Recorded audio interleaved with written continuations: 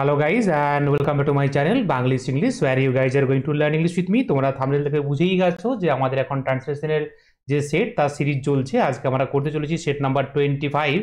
Already আমরা 24টা set করে ফেলেছি। তোমরা কিন্তু অবশ্যই আলাদা করে প্লেলিস্ট সাজানো রয়েছে, তোমরা প্লেলিস্ট থেকে কিন্তু 24টা ভিডিও আগে দেখে নিও বা 24টা সেট দেখে নিও। তো দেখে নাও আজকে যে যে সেন্টেন্সগুলো আমরা ট্রান্সলেট করতে চলেছি।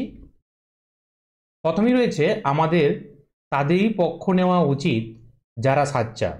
জনগণকে পকেটমারের বিরুদ্ধে প্রায়ই সতর্ক করা হয়। তাকে আমার নিরীহতা বিশ্বাস করানো অসম্ভব। সে তার কষ্টের কথা বিশ্বাস করে তার বন্ধুকে বলল, আমি তোমাদের সহযোগিতা সানন্দে প্রত্যাশা করছি। একজনের তার নীতিতে দৃঢ় সংকল্প থাকা উচিত।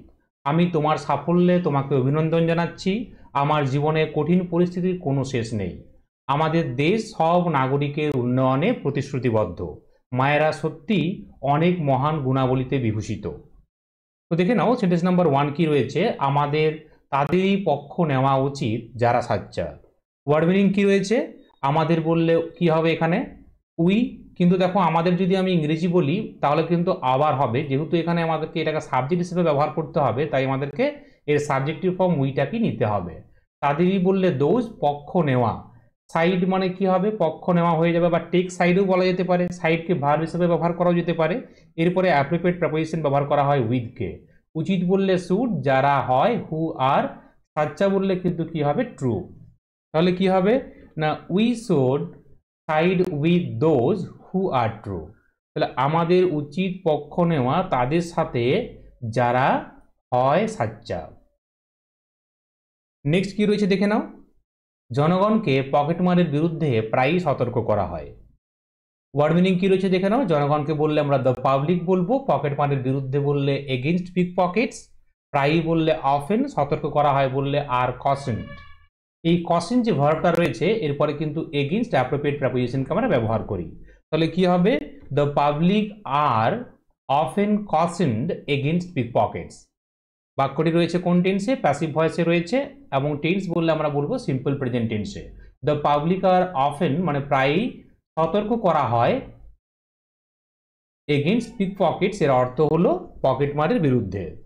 নেক্সট কি রয়েছে দেখে নাও, তাকে আমার নিরীহতা বিশ্বাস করানো অসম্ভব।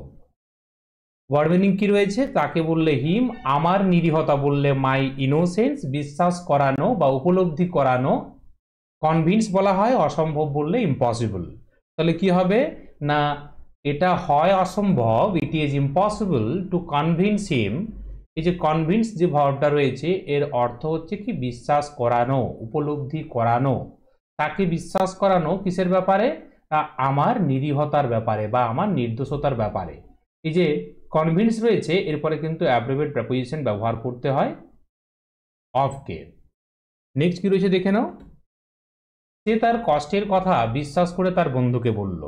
ওয়ার্ড মিনিং কি রয়েছে, সে বললে হি, তার কষ্টের কথা বললে হি ট্রাভেলস বা হি প্রবলেমস বলতে পারো। বিশ্বাস করে কিছু বলা, এটার জন্য কনফাইড এই ভার্বটাকে আমরা ব্যবহার করব এবং এরপর অ্যাপ্রোপ্রিয়েট প্রিপোজিশন হিসেবে টুকে ব্যবহার করতে হয়। তার বন্ধুকে বললে হিজ ফ্রেন্ড, তাহলে কি হবে এটা ট্রান্সলেট করলে না he confided his travels to his friend. সে বিশ্বাস করে তার বন্ধুকে তার কষ্টের কথা বলল। নেক্সট কি রয়েছে, আমি তোমাদের সহযোগিতা সানন্দে প্রত্যাশা করছি। ওয়ার্ড মিনিং দেখে নাও, আমি বললে আই, তোমাদের সহযোগিতা ইয়োর কোঅপারেশন, সানন্দে প্রত্যাশা করা লুক ফরওয়ার্ড টু।